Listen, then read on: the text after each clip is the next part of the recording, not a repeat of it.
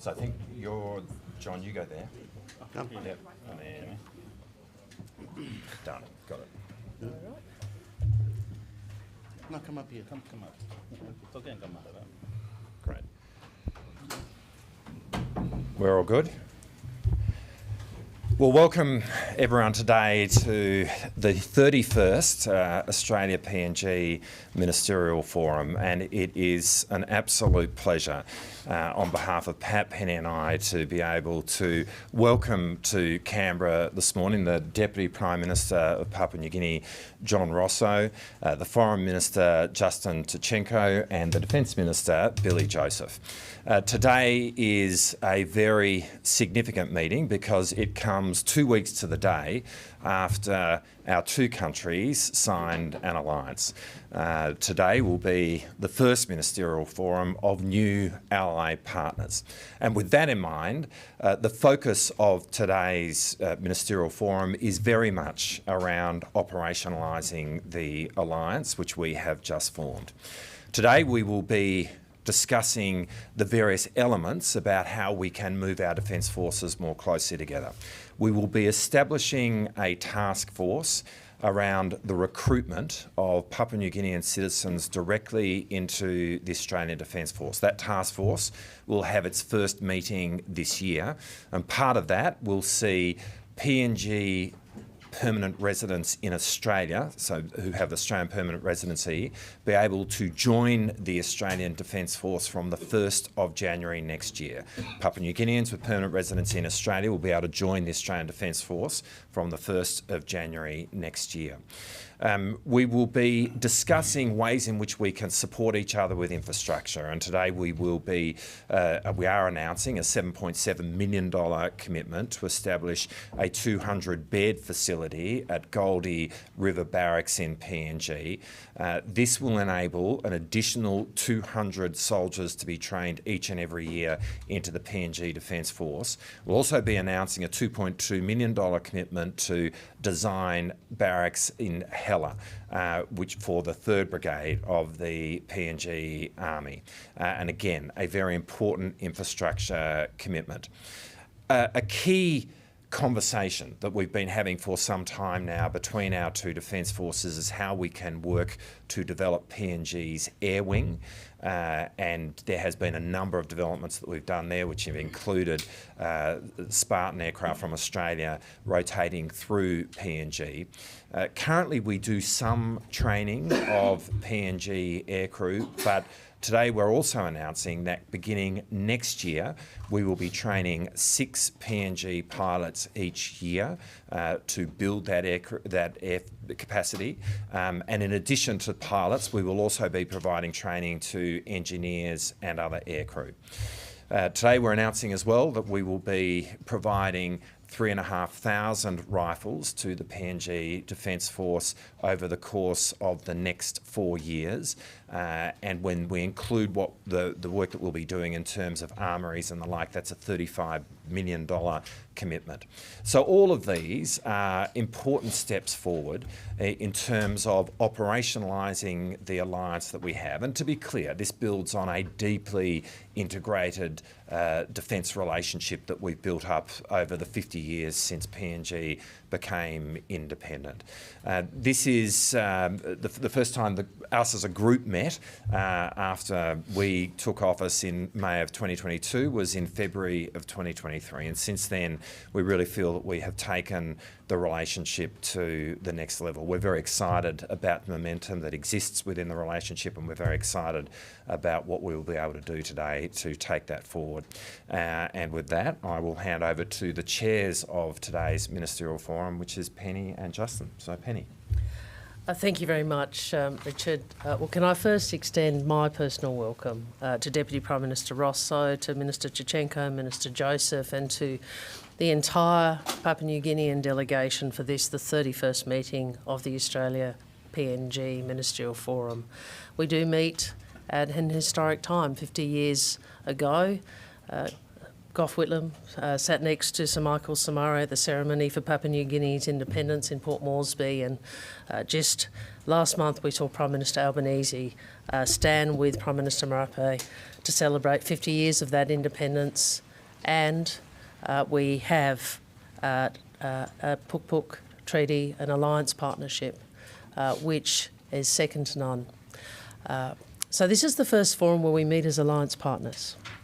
And what I wanted to underscore is what that means. As Prime Minister Marape described it, he talked about this being one big fence securing two houses. And we bring that unprecedented level of strategic trust to every aspect of our relationship. So it is operationalising the alliance in the ways that the Deputy Prime Minister, the Acting Prime Minister has described. But it is also bringing that level of strategic trust and closeness to development, to economic and infrastructure partnerships, to education partnerships, to the way in which we look at the NRL, to the way in which we look at telecommunications. All aspects of our relationship are defined now and imbued with that character of the alliance, a unique level of strategic trust.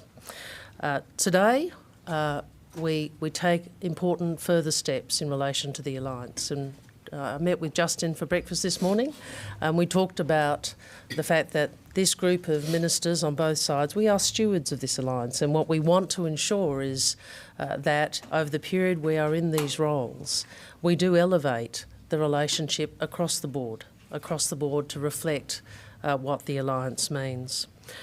I'm sure there will be many things we discuss today. But I can announce a couple of things in addition to what Richard has gone through. I'm pleased to announce a new education and skills package worth over 150 million Australian dollars to support Papua New Guinea's productivity, economic growth and human development. This delivers on our commitment to increase education spending to 100 million per year under our development partnership plan. I'm also pleased to announce a $25 million humanitarian and disaster relief package to build capacity within PNG's disaster monitoring and response, which Minister Conroy can speak to in more detail. I'm very pleased to have the opportunity with my friend and brother Justin Tkachenko to chair the forum today. It's certainly one of the many great honours of being Australia's Foreign Minister, and I look forward to the discussions, and I thank Papua New Guinea ministers for coming to Australia for this forum. Thank you, Richard. Thank you. It is an honour for our delegation to be here for this fourth, under our government, fourth ministerial forum that has been co-chaired and now chaired as well by Honourable Penny Wong. It's no mistake why we're here. We have now taken our relationship with Australia to the next level, especially as an alliance together. And with that, as Minister Penny Wong said, Wampla Banis, Tupla House, different backyards. So we are together in more ways than one. And today we will discuss and come to conclusion some outstanding issues, from visas to implementation of our current programs, projects that have been going on for many years through defence, education, health, technology, communications, and of course defence. And we look forward to those outcomes. We are there in partnership. We're working together as one for the benefit of both countries now and into the future. So the Ministerial Forum will put a lot of emphasis on implementation, getting the job done, making things happen, and implementing what we set out to achieve. Thank you. Thank you, Mr. Tkachenko. And to pick up where the Foreign Minister left off, our peace and stability is entwined. Only 4 kilometres separates the two nations. You could swim there if you weren't worried about crocodiles, which you should be. delivering on the spirit of the treaty is something that both sides are committed to. So as Foreign Minister Wong talked about the $25 million investment in the humanitarian disaster relief packages, that includes additional new humanitarian warehouses for PNG to deal with natural disasters. It involves a new twinning partnership between Australia's National Emergency Management Agency and the PNG National Disaster Centre to enhance capacity building. But peace and stability goes beyond responding to natural disasters.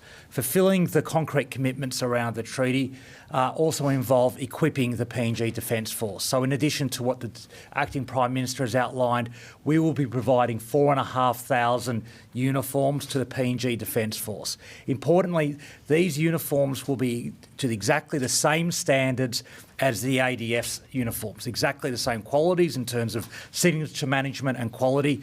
The only difference will be that they will be manufactured with a PNG defence pattern on them. But security goes beyond physical security, it goes to economic security. And that's why the economic relationship is so important, and that will be discussed today as well. Australia is the largest trade and investment partner for PNG, and it's a position that we're privileged to have. And a key part of that economic partnership is support for the PNG team to enter the National Rugby League, to enter the premier competition of the greatest game of all. And I welcome, on behalf of the Australian government, I had to get that in there, and I welcome on behalf of the Australian government the naming of the new PNG team as the Chiefs. I think it's a superb name, and it's a result of a great competition run by Prime Minister Marape, and I can't wait to see them getting on the field in 2028, and they'll soon dominate the competition. So thank you very much, and I'll hand over to Defence Minister Joseph.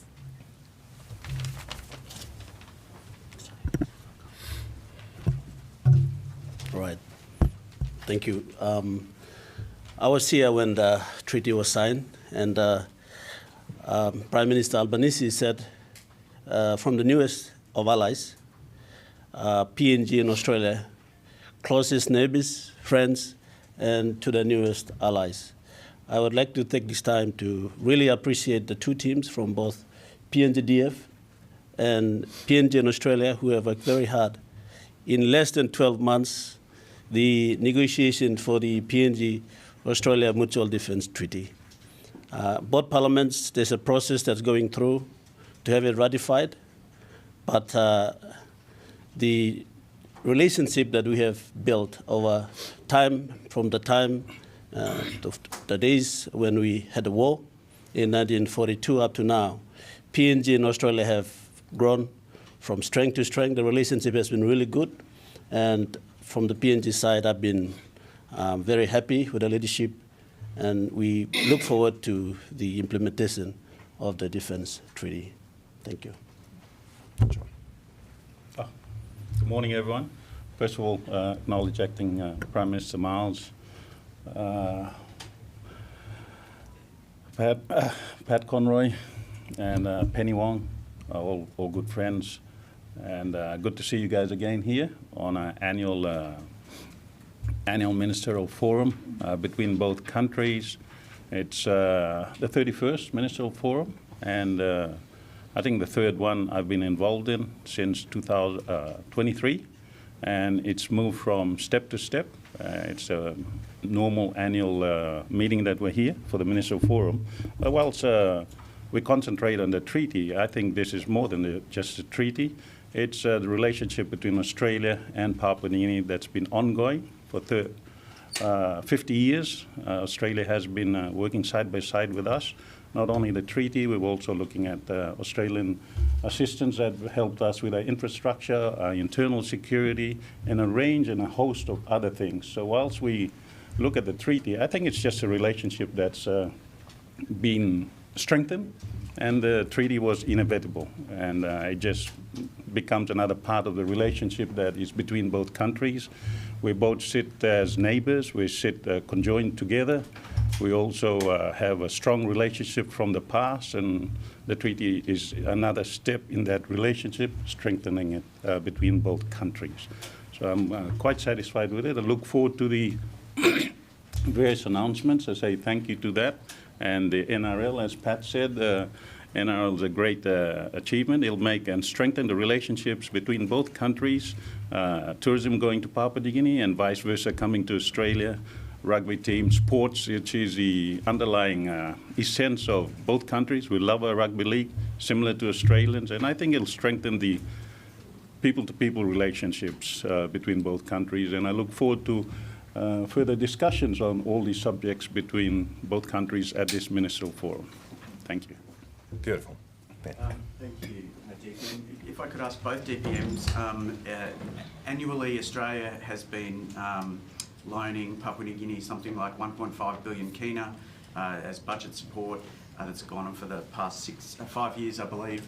Are we looking at a sixth loan this year for your budget, and is that sort of becoming now sort of institutionalised in terms of the relationship as a regular thing? And if I could ask Dr. Joseph,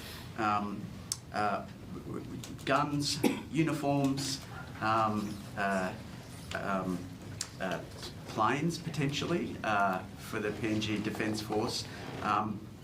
Could you tell us what sort of aircraft you'd like? And you've had some issues paying for your catering recently for your troops. Is that another of the costs that you'd like Australia to contribute to? Thank you. Well, perhaps to start with on budget support. I mean, actually, in the history of our two countries since independence, there's been various points along the way where there has been budget support provided by the Australian government to PNG, as you're aware. I mean, we will talk about this in the context of the ministerial forum that we have later this afternoon. We're not making an announcement now in respect of that, but we want to be the best partner that we can be to PNG, and however that is most practically done is how we will do it, and we will talk about all of the ways in which that can be done, including this in this afternoon's meeting. Thank you. As allies, PNG want to be an important partner to Australia, and building defence capability is something that we really wanted, and that's in Article 5 of the Defence Treaty. And so whatever shape or form it may be, as long as it builds defence capability, including air capability, like you said, we would appreciate and will work together with our Australian counterparts, especially DPM Marles, to work on that. And our two teams, defence teams, have been working very closely on what would be the choice or the capability in details, whether that be in aviation or in the naval, as well as in the army, so including the guns that you mentioned. We will work on that as we go through. Just costs like the catering? With the catering, I think that has been part of our defence budgets. We've managed that from time to time, and that's not something that we would be expecting Australia or somebody else to pay for us. It's part of our budget, and we do that every year. If I may. If I may add on, with the air capability and stuff on that, you should look further at that. It's more to do with training, enhancing capability and training. And the good thing that happens is that previously, after 1975, we had a capable air squadron, and now we're looking at the relationship, building up the air squadron again. It's to enhance rural capacity delivery, agriculture, produce, that sort of infrastructure building, and training pilots that further on, they move on to our national airline, and it helps enhance our national airline by providing good training for pilots. So that is the basis of some of these things that the development aspects will look forward to. Engineers, pilots, and that sort of thing, being trained through the military, and later on moving towards our national airlines and enhancing the civilian capacity of our national airline. Thanks, Deputy Prime Minister. Can I ask the Deputy Prime Minister and the Minister Joseph as well? Obviously, both Defence Forces have stated they wish to grow quite substantially. Prime Minister Marape has said that up to 10,000 PNG citizens could be able to join the ADF over time. Can I ask, how are both Defence Forces going to grow, and how does Australia ensure, as part of this arrangement, that it simply doesn't poach the qualified people that PNGDF needs in order to grow? How can both forces grow simultaneously? And while I've got the call, if I could ask DPM Rosso, you were in China recently, I believe, sir. I gather the Pukuk Treaty was one of the things that was discussed. China's embassy before the signing was quite critical of the treaty, or at the least raised questions and reservations. Did the Chinese side raise any reservations with you during your visit, and have they expressed any concerns to you? Thank you. Well, perhaps to start with the issue of recruitment, we see recruitment of Papua New Guineans into the Australian Defence Force as a real opportunity actually for the ADF, and I know that this is a matter that I've discussed with both John and with Billy, and from the PNG side there seems to be a sense that there's a real opportunity here in terms of providing opportunities for the younger generation in PNG. But you ask a really good question, and as we started talking about it, making sure that this is a program that works for both PNG and Australia, and in terms of PNG's capability, military capability as well, is really critical. As we have discussed this, at the heart of the answer to that is training. This will work if we are investing in the training of people before they enter the Defence Forces, and obviously all the training that comes once you do enter the Defence Forces. So central to our thinking about how we make this work is actually investing in training capabilities in PNG, because we're talking about recruiting directly from PNG, to enable people to be in a place of readiness to join the Australian Defence Force, and that sort of training also provides opportunities to ready people to join the PNG Defence Force. And that is and how we execute that, and we've obviously got quite a few ideas about how to execute that, that is very much the subject of the work of the task force that we've announcing the establishment of today. And as I say, they will have their first meeting this year. We share the ambitions that Prime Minister Marape has articulated. I mean, it'll take time to get there, but we actually do think that in time and at scale, that's what this program can do for the ADF. But at the heart of the answer to your question, which is a really good one, is making sure that we build that pre-enrolment training capability in PNG.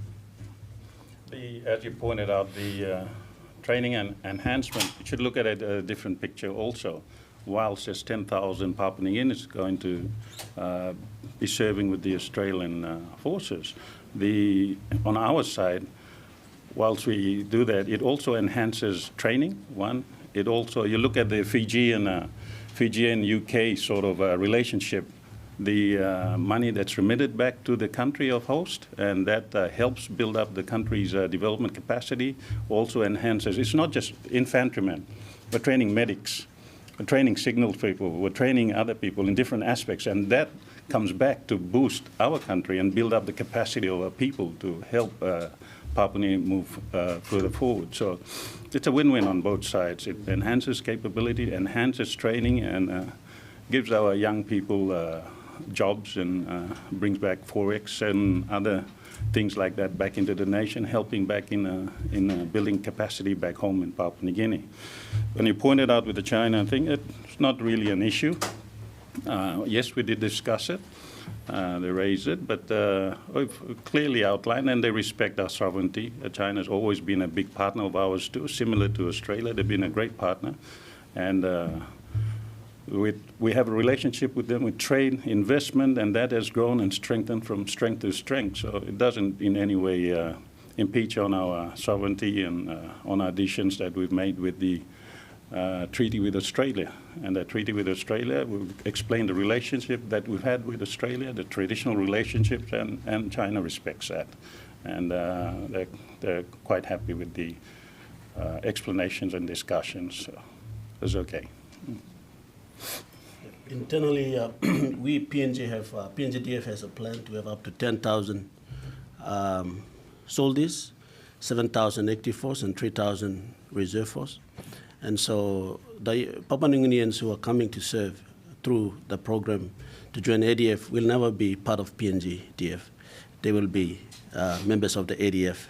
So there will be no poaching going on from PNGDF, and PNGDF will maintain its sovereignty and constitutional obligations under Section 202 of our Constitution. Therefore, it is not confused in that those joining ADF will be members of PNGDF. There will be just ordinary Papua New Guineans who will come and join ADF. Okay. Thank you very much. Thank you. We'll go this way. Yep.